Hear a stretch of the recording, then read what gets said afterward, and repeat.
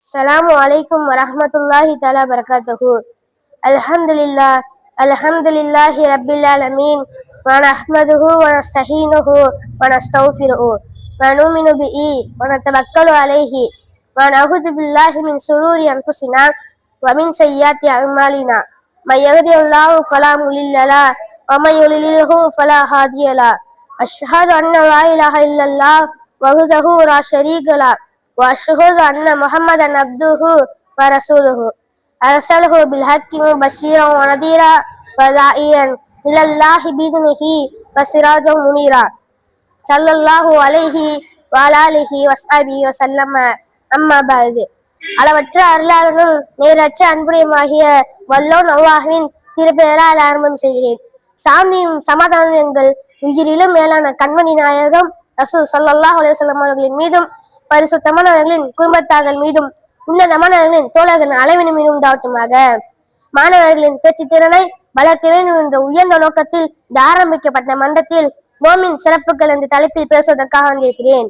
நோன்பு இருப்பதன் மூலம் பசியுடன் இருக்க வேண்டும் என்று இஸ்லாம் சொல்லி மனிதனை சிரமப்படுத்தவும் இல்லை, அடிமைப்படுத்தவும் இல்லை.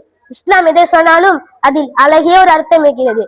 நபி ஸல்லல்லாஹு அலைஹி வஸல்லம் அவர்கள் கூறும்போது சுவனம் வாசல் திறக்கப்படும் வரை அதன் கதவை தட்டி கொண்டே இருங்க என்றார்கள். அப்போது ஆயிஷா ரலியல்லாஹு அன்ஹா அக்கதவை தட்டுவது எப்படி என கேட்டார்கள். அதற்கு நபி ஸல்லல்லாஹு அலைஹி வஸல்லம் அவர்கள் பதிலளிக்கும் போது அது பசி மற்றும் தாகத்தினால் இதை விளக்கமளித்தார்கள். நமது பசி தாகத்தினால் இம்மையில் இருந்து கொண்டே மறுமைக்கான சொர்க்கவாசலை தட்ட முடியும் என்றால் அதை நாம் ஏன் செய்யக்கூடாது? வெகு வேகமாக இயங்கும் அறவை இயந்திரங்களை விட நமது வாயும் வயிறும் வருடம் முழுவதும் கிடைப்பது எல்லாம் அரைத்து தள்ளுவதில் முதலிடம் வகிக்கிறது. கொஞ்சம் பசித்திருக்கும் என்று சொன்னால் அதை அவ்வளவு சீக்கிரம் யாரும் கேட்க மாட்டார்கள். அதே நேரத்தில் அந்த பசி நமக்கு நோன்பு என்ற கடமையாகப்பட்ட போது மகிழுடன் ஏற்றுக்கொள்வது காரணம் இரையச்சம்தான். வருடம் முழுவதும் கிடைப்பது எல்லாம் சும்மா சாப்பிட்டுக் கொண்டிருப்பதில் எவ்வித அர்த்தமும் இல்லை. அப்பசியே கொஞ்சமாவது உணர வேண்டும். பசி என்பது அவ்வளவு சாதாரண ஒன்று இல்ல. இதையே நாம் முறைப்படுத்த செய்யும் போது அதுவே இஸ்லாமிய ஒளி நோன்பு எனப்படும்.